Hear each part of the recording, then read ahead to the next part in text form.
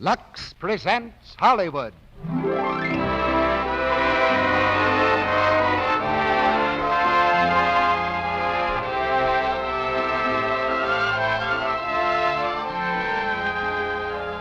The Lux Radio Theater brings you Bob Burns in Alias the Deacon with Helen Wood. Ladies and gentlemen, your producer, Mr. Cecil B. DeMille.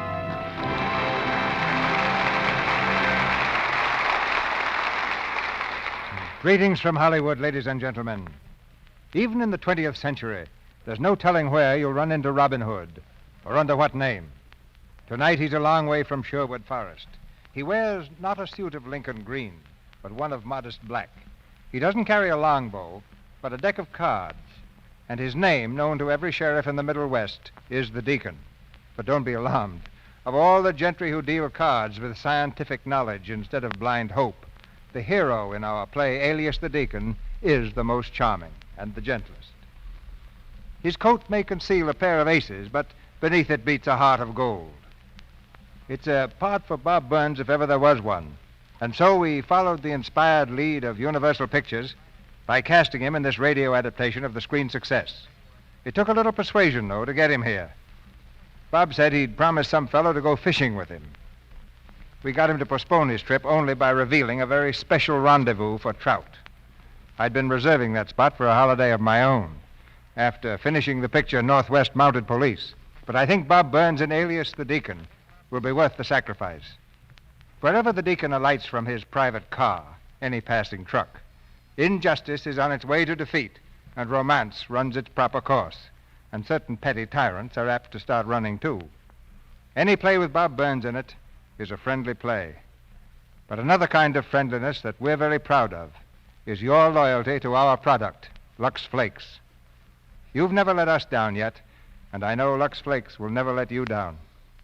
Now I'm sure you're anxious to meet the Deacon, so we'll raise the curtain on the first act of Alias the Deacon, starring Bob Burns in the title role and Helen Wood as Phyllis.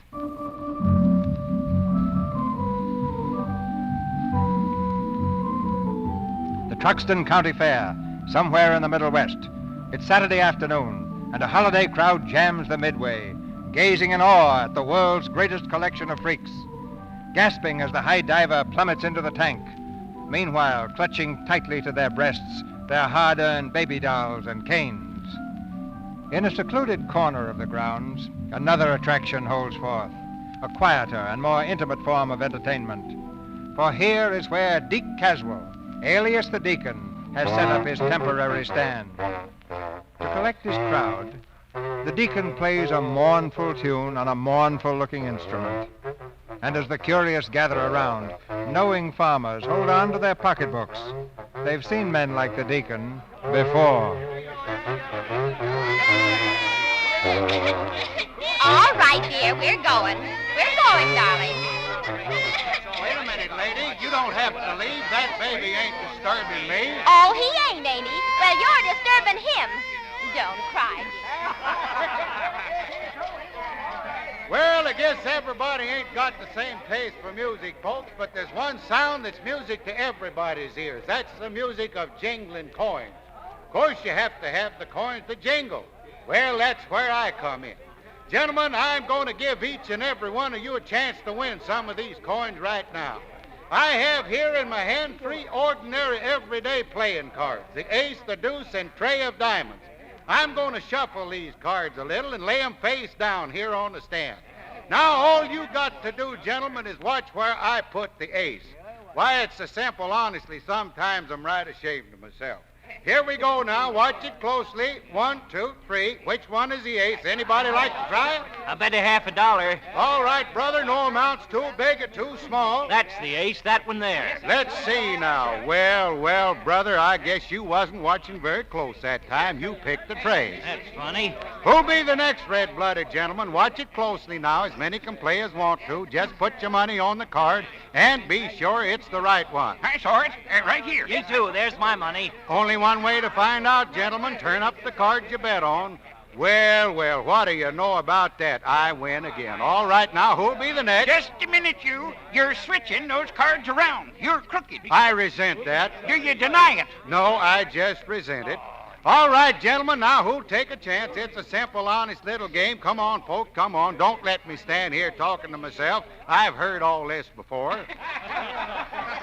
How about you, brother? Like to try it once more? Nope, you cleaned me. Oh, that's too bad. How much did I clean you for? 60 cents. Well, brother, you wasn't very dirty, was you? I'll try it, mister. Thank you, brother. Step aside here, folks. Let a gentleman in with courage and vision. Step right up, sir. Now, all you got to do is pick the right card. Sure, I know. All right, now watch it. 1, 2, 3, and away we go. Opportunities knocking, folks. A little risk and a big profit. I'll bet $1. $1. The gentleman bets $1. And which card is the ace, brother? That one, right there. Oh, I'm sorry, brother, but you guessed wrong. My, I sure thought you had me that time. Want to try it again? You're a real sport, brother. No, I ain't. I'm the chief of police. That's what I was. Huh? The chief of police. Uh-huh. Well, brother, I guess that's one time I guessed wrong.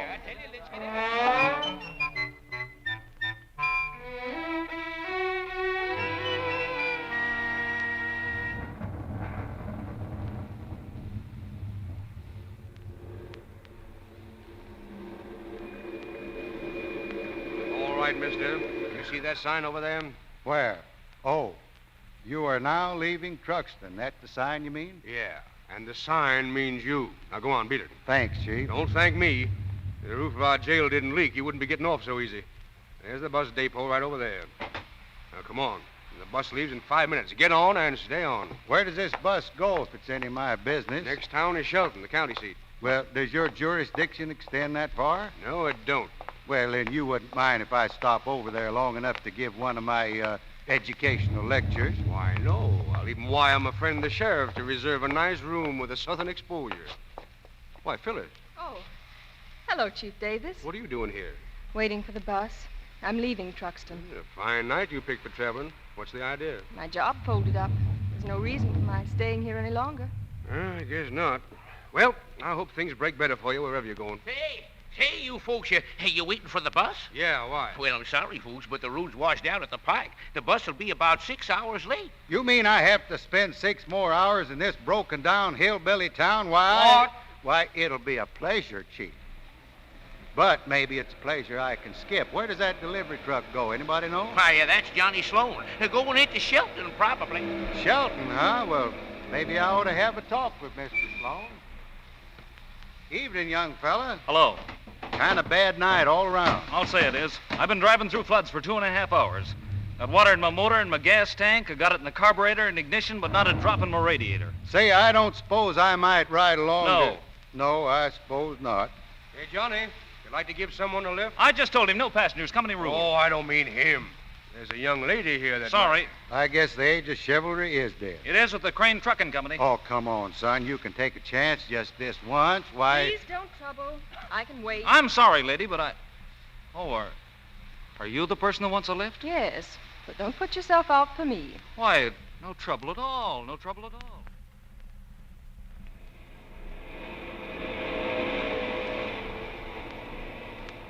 You married? Me? No. Sweetheart? No. Family? A father, Mr. District Attorney. And he's... He and I are very little of your business. All right, if you want to be the mystery lady. But aren't you afraid riding through the night this way with me? A guy you never met before? No. Oh, you're not, huh? No.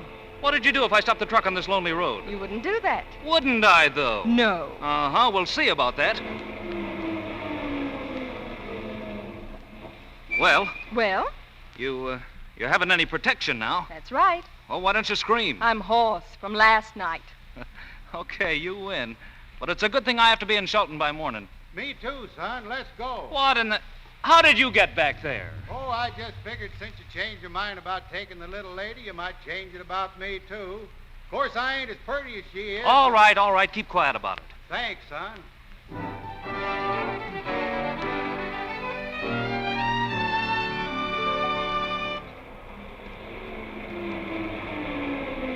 Well, this is Shelton. Thanks a lot, Mr. Sloan. It's all right.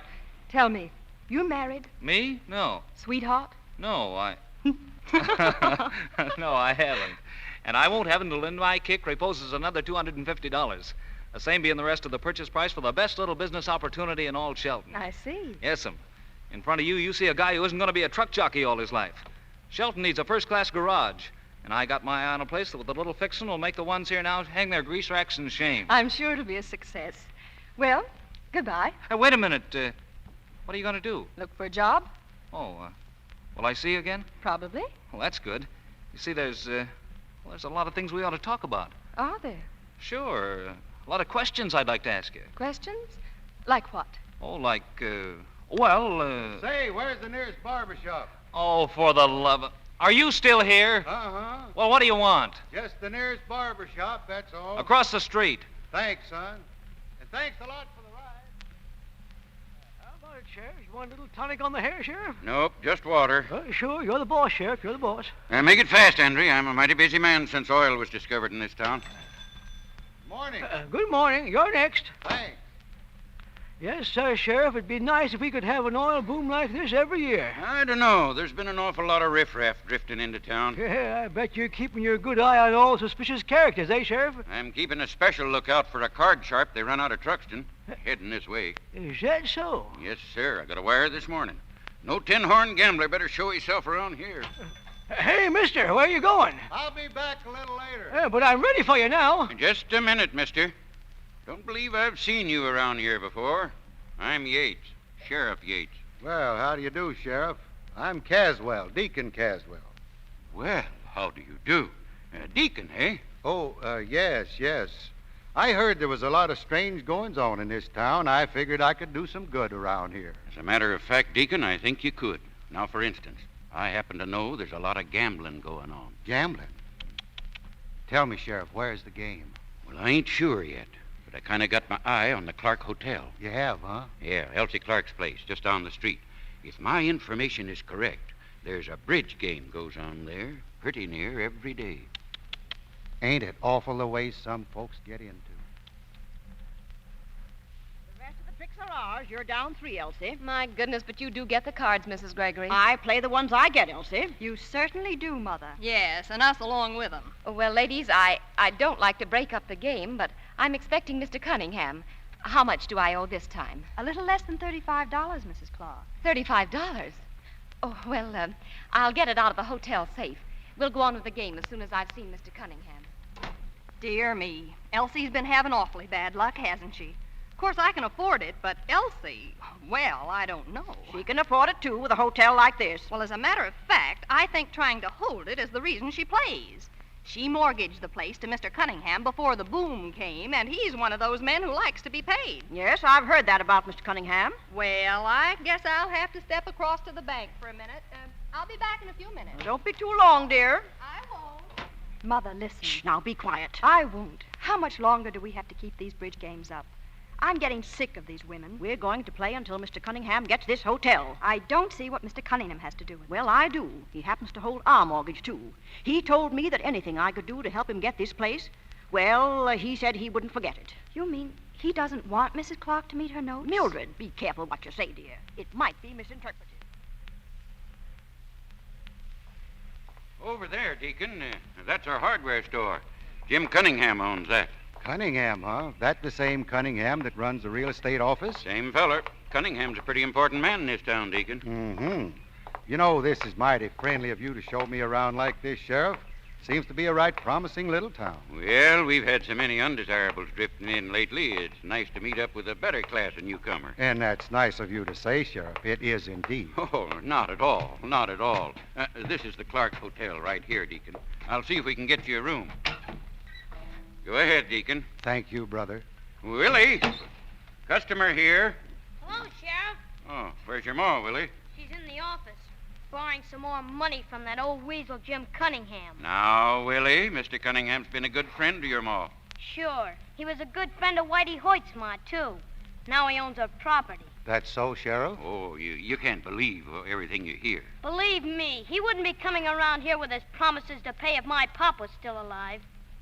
Well, what kind of room do you want, Deacon? The $2 kind or the $3 kind? Well, what's the difference? Well, there's no difference. We've only got one room left. Well, I kind of wanted the $3 kind. Gee, that's swell. Hey, kid, give me the key to me room, will you? Here it is. Ah, thanks, pal. Oh, hiya, Sheriff. Hello, Bull.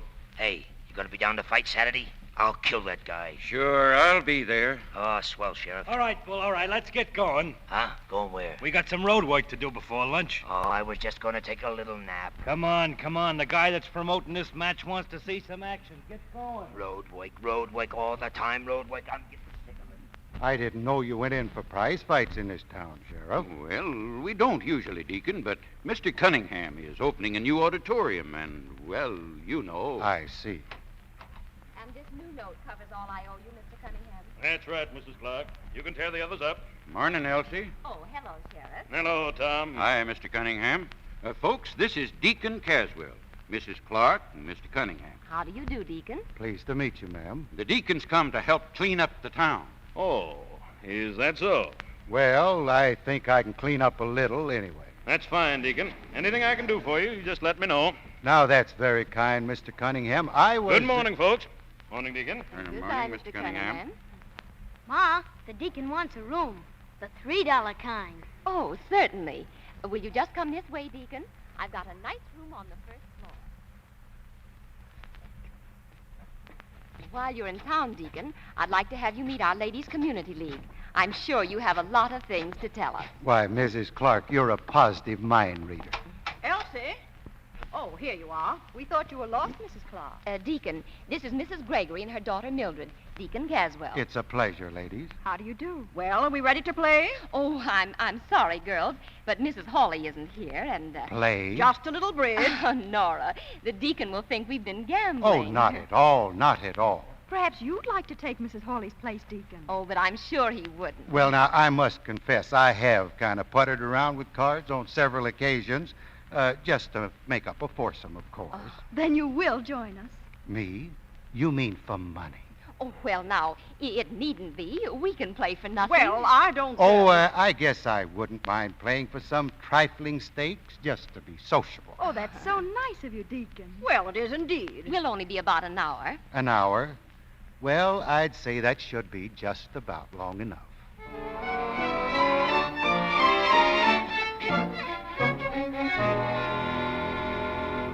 That's our trick, Deacon. Is it, Mrs. Clark? Now, ain't that lucky? Play your card, please, Deacon. Oh, certainly. You know, I guess we Caswells are all lucky. All except my Uncle Canfield Caswell, that is. Whenever I had him for partner, I used to feel I was living beyond my means. If you don't mind, Deacon, this one is our trick. Oh, I beg your pardon. I thought that was my ace. I did have one that kind of resembled it. 10 of diamonds. Your play, Deacon. Mildred played the 10. A red one, huh? Mrs. Clark, I'm awfully afraid I've messed this hand all up. I don't seem to have any more red ones left. See? Why, you've got nothing but trump. Is that good? Fair, Deacon. Just fair. Oh, don't you see, Deacon? All the rest are ours. They are? Mm-hmm. Oh, I guess I'll just never get to understand this game. Well, how much do we owe? Exactly $86. $86? Why, we've been gambling. Not with your luck, Deacon. Come on, Mildred. Let's go. Goodbye. And thank you so much for helping us out, Deacon. That's all right, ladies. After I'm Deacon. happy to have met you. Well, here's your share of the winnings, Deacon. Why, Mrs. Clark, I couldn't touch that money. Oh, but you must. Oh, no, I couldn't. Well, it's hardly fair, but if you say so. Well, now, maybe I could. That is, if I donate it to some charity or, say, the Deacon Caswell Fund. The Deacon Caswell Fund. How marvelous. Your own fund. Yes, ma'am, my very own. Oh, my purse. Oh, I'll pick it up, ma'am. Oh, it's all right. Notes. Paying up your debts, Mrs. Clark? Well, not exactly. I gave Mr. Cunningham one note to cover the whole amount. $3,000. Oh. I guess he's the same Mr. Cunningham who's going to promote the prize fight, huh? Yes. Quite a busy man in this town, isn't he? Yes, why? Oh, nothing. Only my Uncle Phineas once said, if you try to pick all the flowers, you're bound to get some poison ivy.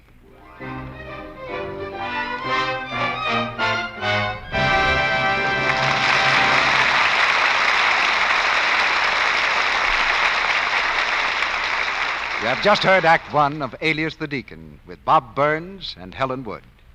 While we're waiting for Mr. DeMille to present Act Two, let's talk about vacations.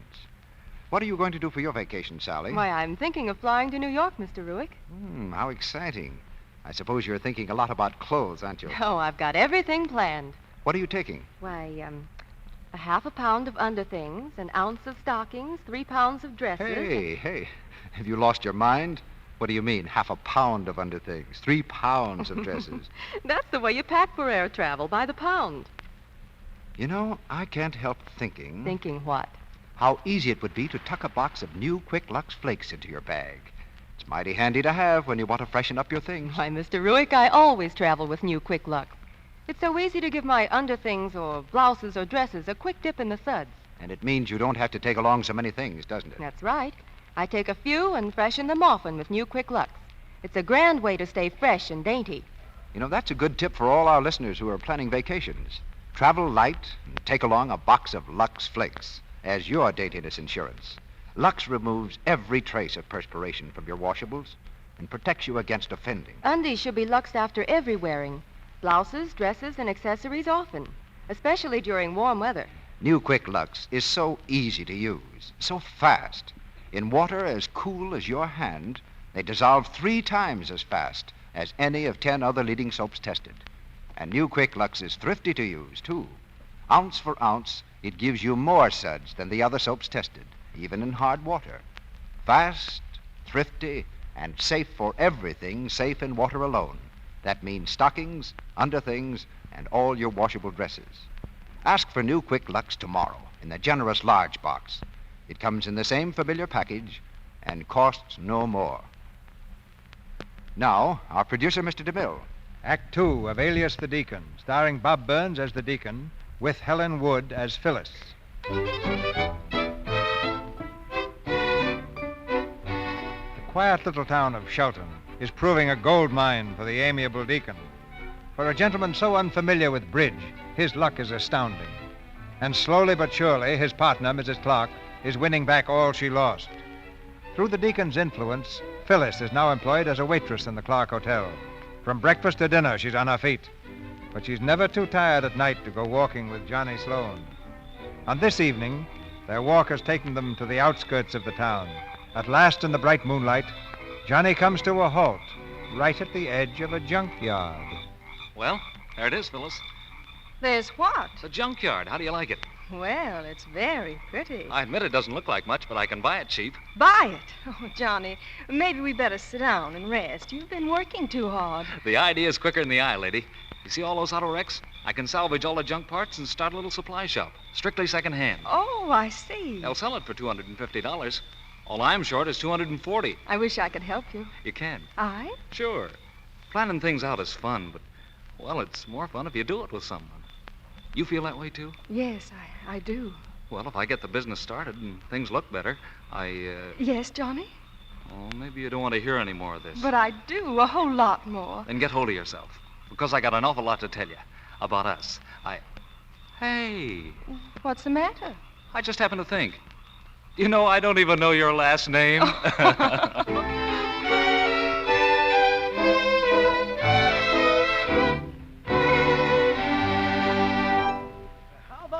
This morning, Deacon. Fix you up all spruce. Nope, just finish with a shave, Andre, and don't make it too close. Oh, don't worry about me. I haven't cut a customer in over a week. You know, the barber down home used to deduct a penny every time he cut somebody.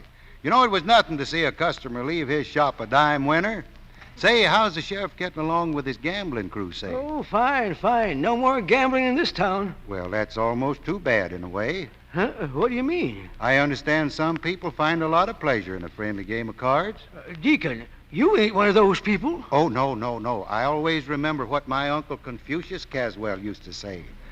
Cards have either a bee or a bicycle on their backs. That means if you play with them, you either get stung or taken for a ride. That's all right. Well, good morning, Mr. Cunningham. I've been looking for you, Deacon. What's the idea of your steaming up the Ladies' League against holding the fight? I don't like it. Well, to tell you the truth, Brother Cunningham, I didn't think you would. What's that? I'm just on my way to the Clark Hotel to address a special meeting of the Ladies' League now. You're not going my way, are you? I certainly am not. Now, listen, Deacon, if you don't stop shooting off your mouth about things that don't concern you, But, Brother Cunningham, you do concern me.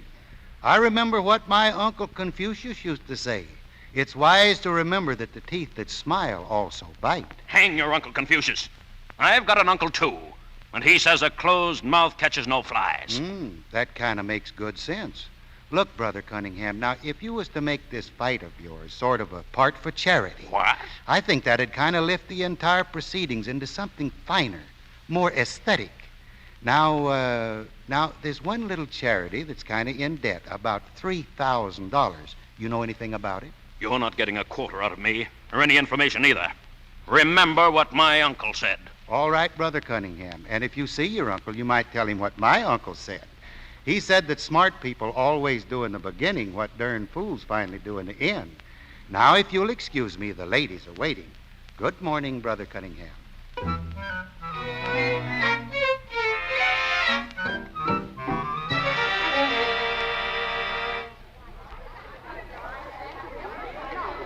And now, ladies, I am proud to present our esteemed guest and speaker, the good Deacon Caswell. Thank you, ladies. Thank you, ladies. My, what a wonderful gathering. I declare I don't believe I've ever seen so many bright and intelligent faces. But as intelligent as I'm sure you are, I think I should take a few minutes to explain the subject of this meeting, just in case there might be one sister among you that doesn't quite understand it. I'm reminded of one such case that happened in my hometown. It seems the ladies' auxiliary discovered they had a surplus of $140 in the church treasury, and they called a meeting of the congregation to vote on whether or not they would spend $67 for a new chandelier for the church. They put it to a vote, and everyone agreed except one man. That was my own Grandpa Snazzy. Everybody surrounded him, and they said, "Snazzy, we ought to make this unanimous. What are your objections to buying this chandelier for the church?" Grandpa Snazzy says, "It's the silliest thing I ever heard of, just like throwing $67 in the fire." He says, "After you bought the chandelier, there ain't a soul in town can play one of the darn things." But ladies, we're here today to discuss bringing something to this town that's far more important than that. And that, ladies, is reform. Thank you, ladies. That's why I've chosen to speak to you today on the evils of prize fighting. It isn't prize fighting alone that's objectionable. It's the element it brings to your fair city. After all, a man is known for the company he keeps. Johnny. Come outside quick. It's important. All right, right away. What's the matter, Johnny? Has something happened? Hello. What? I said hello. Johnny, is that all you wanted? Sure. Why? I thought it was something important. Well, I'm important, ain't I? Yes, but... Well, I thought you had some news about the garage. I have. What? I made $3 this morning fixing a fellow's car. Now all I need is $237. Oh, Johnny, you're crazy. Hot dog, yippee! Really, what's the matter with you? Boy, am I happy. Trouble's come home to roost on old Cunningham and his pals. Friendly little cuss, aren't you? Now, with those guys, I ain't. Seeing their prize fight blow up tickles me clear down to my heels. You mean the fight's off? It will be unless they can get a substitute for Knockout Blake. He's in the clinker. You mean in jail? Well, what did I just say? I heard him inside. They're trying to dig up a substitute. Will they pay him? Sure, if they can find one. Willie, I think they've got one right now. Come here. I got a great idea. Go into that room and tell them you know a fellow. I tell you, this fight has got to go on. I put a lot of money into this thing. Yeah, I know, Mr. Cunningham, but is it our fault if Blake gets pinched? Hey, you know what I think? What? I think we ought to get a substitute. Oh. I ought to hire somebody to listen to you. Oh, Champ! Oh, excuse me. I was looking for the Champ. The who? The Champ, Johnny Sloan. Johnny Sloan. Is he a fighter? Is he? Say, Ole over at the gas station told me Johnny once knocked out a guy bigger than the bull here. Huh? There he is outside. Hey, Champ! Hello, Willie. Did you call me? Oh, come here, kid. So you're a battler, huh? Sure, sometimes. Battler nothing. He's a killer. Well, how'd you like to kill the bull? Maybe. How much? Yeah, how much? $100. $100.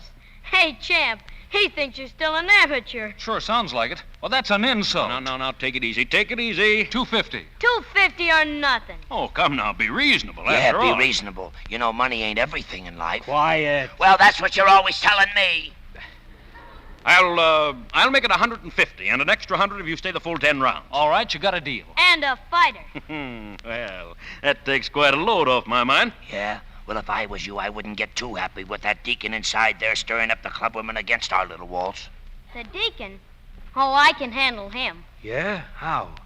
Excuse me. I'll be right back. Ladies, prize fighting is the appeal to man's baser instincts. It encourages gambling. It sets men a-feuding with each other. It brings a class of people... Call for Deacon Caswell. Call for Deacon Caswell. I'll take it, son, if you'll excuse me, ladies. Right over here, Deacon. What is it, son? Listen, Deacon, you've got to cut out this anti-fight stuff. Oh, I'm afraid I can't, son. I can't explain just now, but... But Johnny's gonna fight. He's gonna get $2.50 for it. He needs the money badly, Deacon. You see, without it, him and Phyllis can't get married. Oh, well, that's too bad, but I just can't get out of this right now. I just can't do it. No? All right, Deacon. Remember the day I took your bag upstairs for you? Yes? Well, it fell open. There was 6 packs of cards in it. No. Yeah. Oh, I see. Well, now maybe I can do something after all. Sure you can, Deacon. Attaboy. Yes, my dear ladies, I believe I've discussed one side of this question pretty thoroughly. But like all subjects, there are 2 sides to it. Now, where was I? Oh, yes. I was discussing the evils of prize fighting. Prize fighting is horrible, but prize fighting is also a form of athletics. And athletics is what builds our children into strong, healthy citizens. We don't want our boys to be strong and healthy, do we? Well, we want them to be strong and healthy, don't we? Why, of course we do. And the manly art of self-defense will help them to be. And that's why, ladies, I'm telling you now, anyone who opposes prize fighting in this community is a traitor to her country.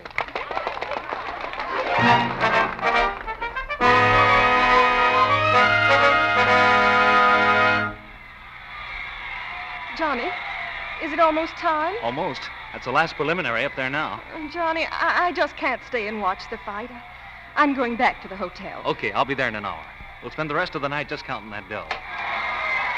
Hello, youngster. What do you want? Now, is that friendly? I just stopped in to see how you're feeling. I'd feel better if you'd keep away from me. You're a jinx. Oh, you've got me wrong, brother.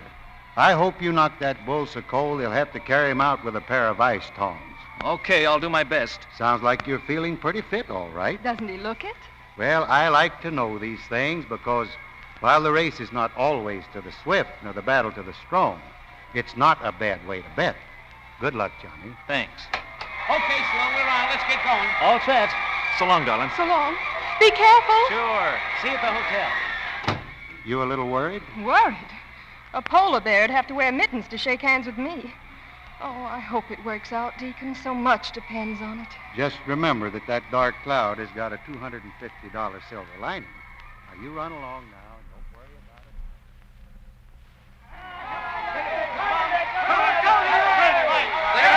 Look again. Sloan is hanging on for all he's worth. I don't see how he stuck it out for 10 rounds, but he has 10 rounds of terrible punishment. And he's still taking it. The bull shoots another hard right to his jaw. And another one. The kid's knees are buckling. He's going down. No, he won't go down. Sloan just won't. Come on, Johnny. Just a few more seconds. 10 seconds more, Johnny. Hang on. 8 more seconds. 7 seconds. 6 seconds. 5, 4, 3, 2, 1. Yes! He did it! He did it!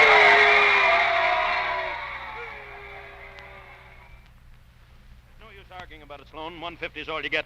Take it or leave it. Now, just a minute, Mr. Cunningham. You said an extra 100 if I stuck the full 10 rounds. Well, I stuck, didn't I? Yes, you stuck. You were out on your feet. Telling me you were a fighter. Why, you couldn't punch your way out of a paper bag. All right. Then this shouldn't hurt you. Oh!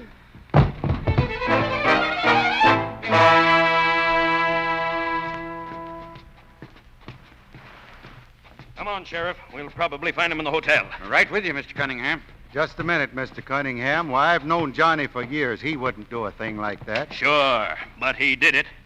There he is. Sheriff, do your duty. What's the matter here? Is there anything wrong? Sloan, you're under arrest. Why? He had a right to hit Mr. Cunningham. Maybe so, but he didn't have a right to steal his wallet. What? I didn't take any wallet. You knocked me unconscious in the dressing room. When I came to, my wallet was gone. You stole it. That's a lie. A lie? I suppose you didn't hit me. Oh, sure, he hit you, but that's only half the truth.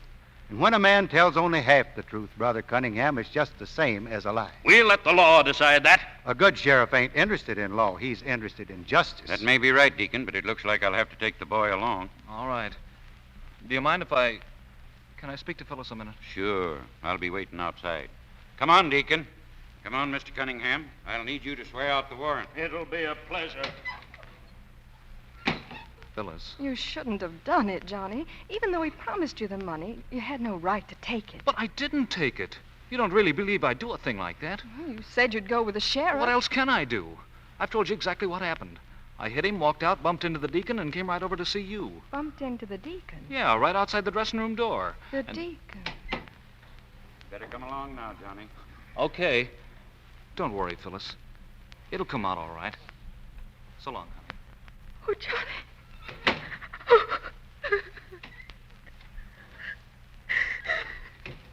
Phyllis, I'm awfully sorry about the boy, Phyllis, but I did the best I could for him. Yes, I'm sure you did. Huh? What do you mean by that? You know what I mean. You were right outside the dressing room when Johnny hit him and knocked him out. Then Johnny left, and you went in. Oh, I see. You think I did it? I know all about you. I had a letter from Truxton. You were run out of there. You may be fooling Mrs. Clark and a lot of other innocents around here, but I know you. And the whole town will know you if that wallet isn't returned by tomorrow morning.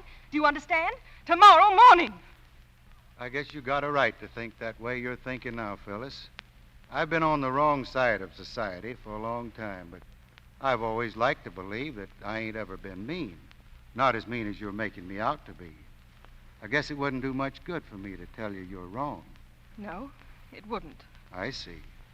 All right, Miss Phyllis. I'll still be around in the morning. Good night.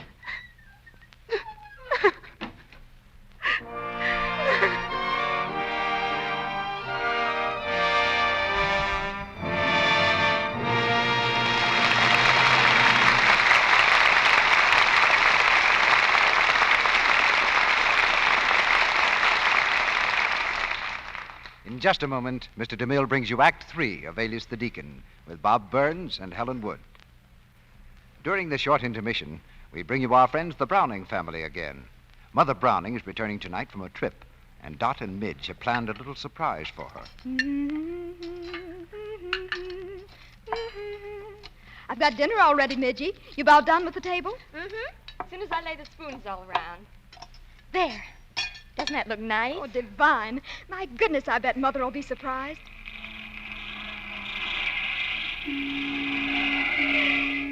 Here she comes now.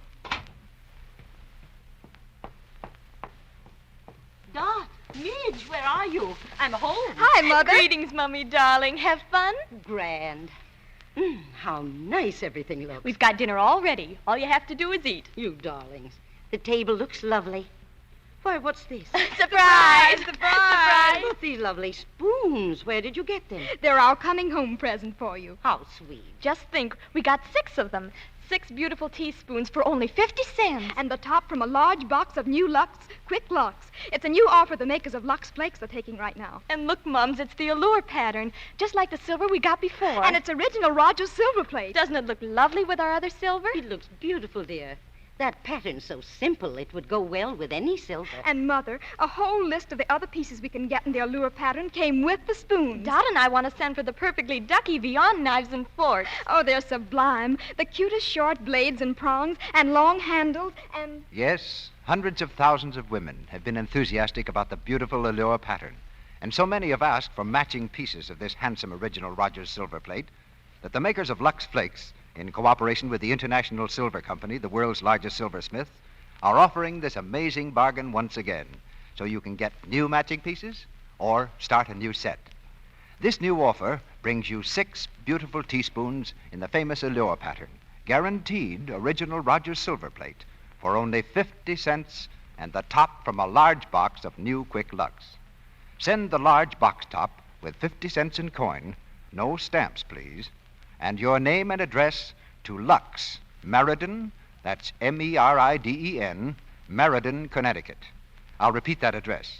It's Lux, Meriden, Meriden, Meriden, Connecticut. This offer is good only in the United States. I'll tell you more about it after our play. We pause now for station identification. This is the Columbia Broadcasting System.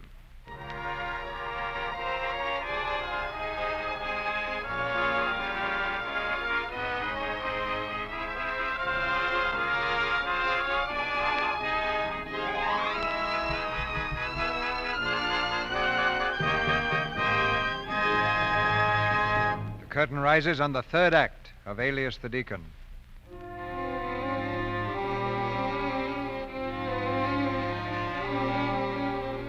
It's early the following morning.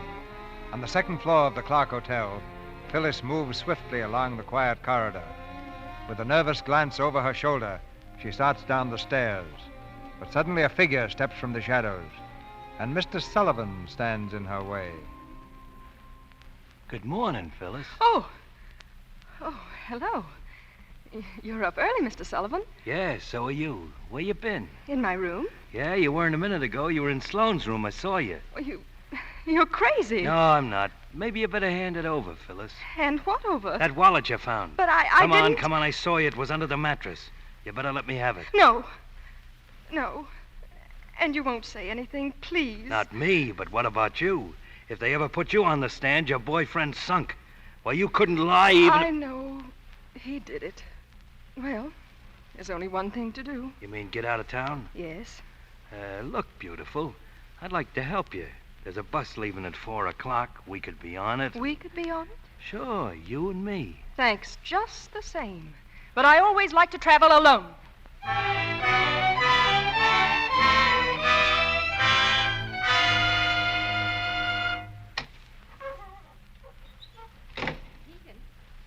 Deacon, is that you? It's me, Mrs. Clark. I just came from the courthouse. Johnny will be released just as soon as the papers are filed. You're a very persuasive man, Deacon. I never thought I'd be putting up bail for a criminal. That boy is no criminal. Besides, helping young love is kind of good for you. Yes, even if it isn't good for itself. Phyllis just left town. Didn't even want to say goodbye to him. Left town? Mm. The older I get, the less luck I have figuring out any kind of woman. Oh, you must be worn out, Deacon. Shall I send a cup of tea to your room? Well, I'd sure like a cup of tea, but being a bachelor gets kind of lonesome. Maybe we could have it together. Why, I think that would be pleasant as could be. They should have held him. They had no right to let him go. Now, take it easy, Mr. Cunningham. Something the matter, Mr. Cunningham? Plenty's the matter. That crook has skipped town. What? Johnny Sloan. Somebody put up bail for him and he skipped town. Oh, dear. Oh, he wouldn't do that. He must have gone after Phyllis. Somebody must have told him. Nevertheless, he's gone. Oh, this is terrible. Mr. Cunningham, I put up the hotel as bail. You did what? The hotel. I put it up. But I counted on this place as security for those loans. Why, I'm putting up bail for the man that assaulted me. Elsie, how could you do a thing like that to me? I asked her to. You asked her to. Elsie, whenever you needed money, you turned to me. But when it came to using that money, my money, you had to turn to a stranger, a meddlesome, two-faced hypocrite. Very well, Elsie. As soon as that young crook is caught, I'm starting suit on my note. Oh, but I have 6 months to pay. You had 6 months. Maybe you didn't notice that the new note is on demand. Demand? But Perhaps your financial advisor can straighten this out, too. Oh, Deacon. Deacon, what am I going to do? I'm sorry, Miss Clark. I never thought this would happen. But it's everything I own. It's... Oh. I don't think Mrs. Clark is feeling very well. That's surprising, when she has you around here to help her. Oh, Mrs. Gregory was telling me about those little card games, Deacon. Very interesting. Oh, yes. Well, I guess I shouldn't have played with those ladies, Brother Cunningham. I succumbed to a weakness. But to tell you the truth, if it wasn't that I didn't know one card from another, I'd be tempted to do it again. And that'd be dangerous because I've got my parish's money in my pocket. $2,500 of it. What's that? Uh-huh. Yes, Mr. Sullivan. I got to be careful. Well, I should say. You see, bridge is a very scientific game. But I'd be perfectly willing to give you a chance to even up at, let's say, a little draw poker. Draw poker? What's that? You don't know? Uh-uh. Why, we can teach you, can't we, Mr. Cunningham? Well, I'm kind of angry at the deacon, but, maybe I was a bit too excitable. Well, now, that's mighty swell of you, Brother Cunningham. Just step into the dining room, Deacon. We'll teach you in no time at all.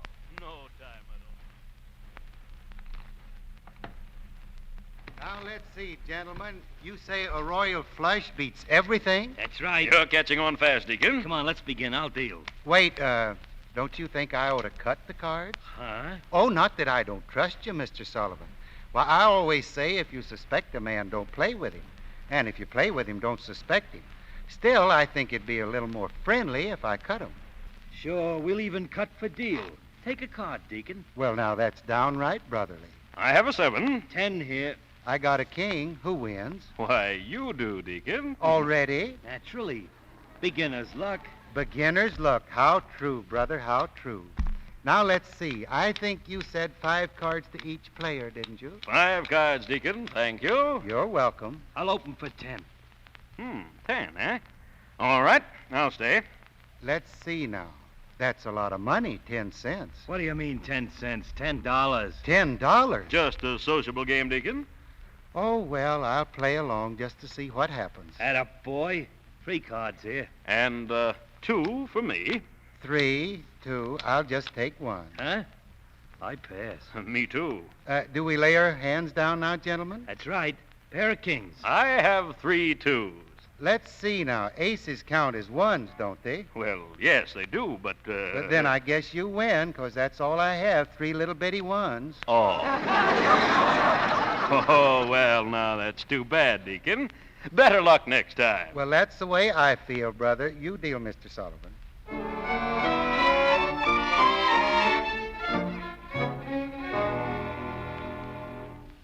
Is it my turn? I'll open also. I guess I can afford it. I'll say you can. 9 straight pots. You sure picked the game up fast. Thanks to your wonderful tutoring, Brother Sullivan. I'll bet $50. I'm in. Well, now, to give you a chance to get even, that 50 and 50 more. No, trying to scare me, huh? Well, I pass. So do I. That guy does more raising than a roller blind.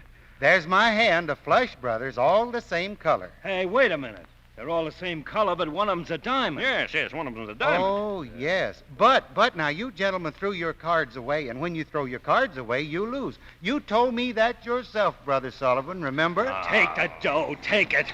I'm awfully sorry, brothers. In fact, I'm tempted to return your money on this one. Yeah? But one must never yield to temptation.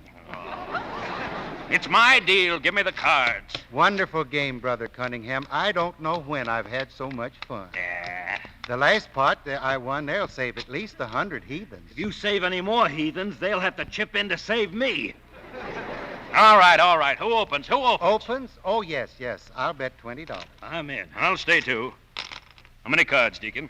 Well, now, I'll take 4. 4? That's fine. 2 here. 2? And 2 for the dealer. Brother Cunningham, is it correct to deal from the bottom of the deck? I didn't deal from the bottom of the deck. Oh, I didn't say you did. I just asked if it was correct. Oh. Play the game. Play the game. I'll bet $100. Okay, I'm in. 100, eh? All right. And I'll raise that 200. I'll raise that another 200. I'm out. I'll see that and throw in another 200. My goodness, how much money is in that pot, brother? Over $1,000, ain't it? 1,360. Have you got that much cash? Well, I got Mrs. Clark's note. Is that good enough? But lay it down, brother. What would you do with this hand, Brother Sullivan? Listen, if I knew as little about cards as you, I'd write a book on it. Oh, well, I'll see it, Brother Cunningham. Right. 3 kings. I win. Oh, just a minute, Brother Cunningham. I've got a full house. What? Deacon, you're cheating. Brother Cunningham, how could you say that? Because I know what cards I dealt you. Why, Brother Cunningham? I mean, it's all a mistake. You see, All right. Caught you in the act. What is this, Sheriff? I just got word that there's a card sharp in this room. There certainly is, and there's your man, Jim Cunningham. What? Sure, he just admitted he was cheating. Oh, please give him another chance, Sheriff. Why, what's going on here? Oh, Mrs. Clark, Mr. Cunningham has just donated this note of yours to the Caswell Fund.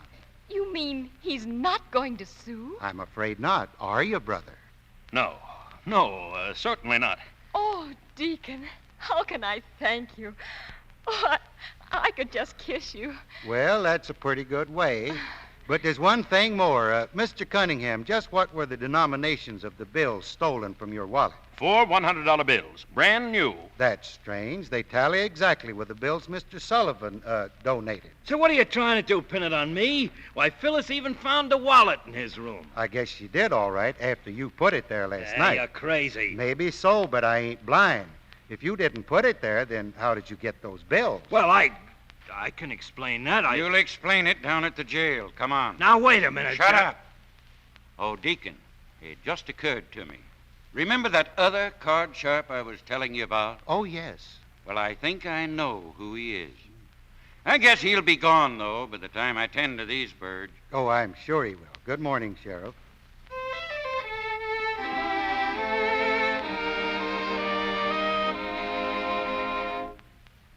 Deacon. Hey, Deacon. Hello, Willie. Where you going with that grip at this time of night? I'm leaving town, Willie. What for? Well, it's kind of a long story. Something to do with those 6 decks of cards you found, remember? Yeah, but do you have to go? I guess I do. Good luck, son. Well, so long. Good luck. Hello, Deacon. Well, if it ain't Johnny Sloan and Phyllis. We've been waiting here to see you. I knew you didn't run away, Johnny. I just went after Phyllis. When I got back, I found this in my room. It's a deed to that property I wanted. Is that so? And I know who put it there and who paid for it. Thanks, Deacon. Oh, forget it. Or else go thank Brother Cunningham. It was really his money. Deacon, I just found out why Mr. Cunningham wanted this hotel. You don't say. I bet he thinks there's oil on this property or something. Why, yes, he does. And there is, too. I've just been speaking to a man from one of the big companies. Oil? Oh, why, Mrs. Clark, that's wonderful. Deacon, you did all this. Oh, listen, I didn't You do certainly anything. did. And I'm ashamed of the wrong way I had you pegged, Deacon. Well, I'm glad you changed your mind about me anyway, Johnny. You see, my Uncle Sankey always used to say that the only people that ever changes their mind are them that has 'em. Well, I'll be getting on. Deacon, you aren't leaving. Oh, you can't leave now. Oh, I'm afraid I got to, Elsie, but it ain't a permanent parting. I got a few things to take care of and a little thinking to do. When that's all over, I'll be coming back because I sure like this town and the people in it. Well, so long, folks. Good luck. So long, Deacon. Come back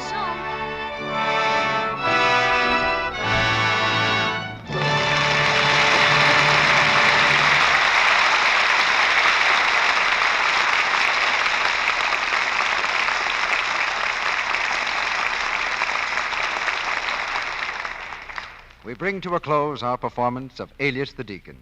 In a moment, Mr. DeMille returns with Bob Burns. But first, I want to tell you more about our spectacular new offer. Right now, for a limited time, you can get 6 beautiful teaspoons in the same handsome allure pattern we've offered before. And you can get all 6 spoons for only 50 cents and the top from a large-sized box of new Quick Lux Flakes. Why, that's less than 9 cents a spoon. It's a great value, a marvelous bargain. Every single piece is original Rogers silver plate, made by the International Silver Company, the world's largest silversmiths.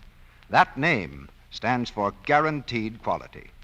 As a matter of fact, a written guarantee comes with the silver and says in part, Every piece of silverware bearing the name William Rogers Manufacturing Company is guaranteed to give satisfaction in family use and will be replaced without charge at any time it does not conform to this guarantee. That's it, a guaranteed quality, and beautiful workmanship besides. The allure pattern is a delicate wheat motif, which is truly stunning, rich, graceful, and so simple it will harmonize with other silver patterns you already have. How do I get these 6 teaspoons, Mr. Ruick? It's very easy. First, buy the thrifty large-size box of Lux. When you buy it, ask your dealer for the handy order blank, or just send your name and address and the top from your large box of new Quick Lux with 50 cents in coin, no stamps, please, to Lux, Meriden, that's Meriden, Meriden, Connecticut, and you'll receive your 6 teaspoons promptly. Can I get as many sets as I like, Mr. Ruick? You certainly can. But for each extra set, be sure to send another 50 cents and another large box top. With the spoons, you'll get a full list of all the other pieces available in the Allure pattern, including the smart new Viand knife and fork. Now remember, you can't buy this Allure pattern in any store. It's exclusive with the makers of Lux Flakes. So send for your 6 teaspoons right away. Mail the top from a large box of Lux with 50 cents in coin and your name and address to Lux, Meriden, that's Meriden, Meriden, Connecticut. This offer is good only in the United States. Here's Mr. DeMille with our star. The Deacon is looking for new fields to conquer. But the man who made him real tonight is right here at our microphone, Bob Burns. Thank you, Mr. DeMille. I want to tell you I enjoy coming to the Lux Radio Theater. You always say such nice things about my acting. Well, Bob, I hope it was acting. But now, Mr. DeMille, I don't want people to think if they come over to my house to play old maid, I'm going to deal from the bottom of the deck. You know, when we was rehearsing the other day, I got to thinking about my Uncle Fudd. That's exactly what we've been waiting for, Bob. For something to remind you of your Uncle Fudd. Well, now, you may not know this, Mr. DeMille, but he's my poker-playing uncle. You know, he just wants to play poker all the time, but he never wins. The last time I was down in Van Buren, Uncle Fudd asked me to go along with him to a poker game. Well, I didn't get into the game, but I watched. And I want to tell you, Mr. DeMille, it was awful the things they was doing to Uncle Fudd. Why, they dealt from every part of the deck but the top. Well, I finally took Uncle Fudd out there after he'd lost 35 or 40 cents, and I said to him, I says, Uncle Fudd, this game is crooked. They've been cheating you. He said, yes, Robin, I know it. Says, they've been cheating me right along. I says, well, what do you keep going back for? And he says, well, Robin, there ain't nothing I can do about it. It's the only poker game in town. Uncle Fudd's philosophy is certainly refreshing. I hope your relatives don't start that game on Monday nights until our play is over. Oh, what's your show going to be next Monday night, Mr. DeMille? We're going to have one of the great actresses of our time, or any other time, in the Lux Radio Theater next Monday night, Miss Helen Hayes. Our play is the delightful comedy by Mark Connolly and George S. Kaufman, To the Ladies. With Helen Hayes, we'll have Otto Kruger, and they'll both be heard in the same parts they played in the Broadway production. And I serve fair warning that after hearing To the Ladies, you can never doubt that the hand that wields the skillet is the hand that rules the world. Well, sir, I'm going fishing, but I'll take a radio along so I can hear that. Good night, Mr. DeMille. Good night, Bob. Come back with some fresh fish stories.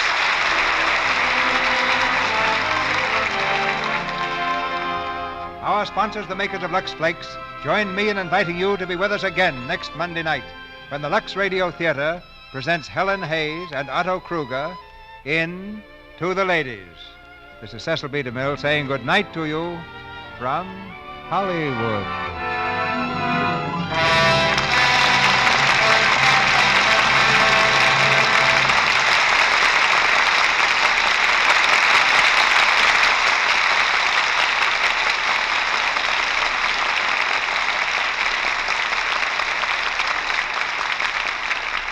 May I remind you, ladies and gentlemen, the American Red Cross is appealing to all Americans for contributions to help the thousands of suffering women, children, and aged in war-ridden Europe. More help is needed, and now. Show your sympathy by sending a contribution to your local Red Cross chapter. Heard in tonight's play were Fred Mackay as Johnny, Dwayne Thompson as Mrs. Clark, Lou Merrill as Cunningham, Arthur Q. Bryan as Sullivan, Griff Barnett as Sheriff, Bobby Winkler as Willie, Ralph Sedan as Andre, Wally Mayer as Bull, Martha Wentworth as Mrs. Gregory, Celeste Rush as Mrs. Howley, Maxine March as Mildred Gregory, Edward Marr as Station Master, and Warren Ash as Police Chief. Bob Burns will soon be seen on the screen in the Paramount picture Coming Around the Mountain. He appeared tonight to the courtesy of the Kraft Music Hall. Bob has asked us to let you know that KMH will go on the air 1 hour earlier this Thursday. Our music was directed by Louis Silvers, and your announcer has been Melville Ruick.